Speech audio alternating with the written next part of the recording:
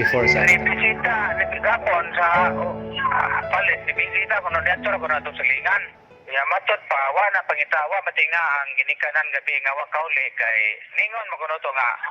O mukusog ang badi ko kalabang ato na lang kumigda, kasilingan naman po, maro ko na kuhan. Okay. O nang wa, may tabo nga wa pangita gabi. Doon lang ka silingan nga gito, doon ra, baliag sa pasapa, nagamay may utlana nila, nga na may na description sa base sa kuhan sa investigador, no? Nagipalo up si MHO sa Bilar, sir.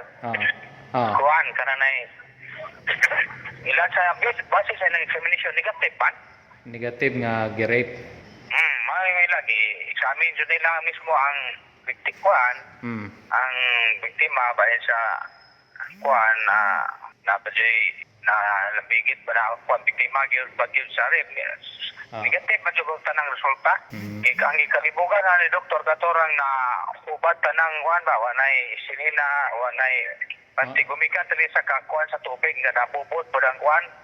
Orday alis si doktora.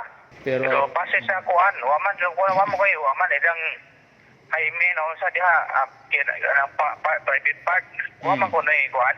Wala ko masahin ko na tanan negative ko na matod pa niya. Base ningon nga doktor base ko nga kay gumikan sa kusog sa kuan da tuyok talaga siya ba kay nabubot ko sa pago nagbuhok. Mara pa na kuha ni doktor. Wala siya mga samad po bunog ana. Wa na ginagmay na ko no kay base sa inganang maanot ka kay natural mo jud na mga guho kuha ni mo mga pangga ni mo mabubunog gagag ginagmay na ko report. May doktor man di maka kuha na maka confirm mo na pati na involved na biktima sa to negative ko no.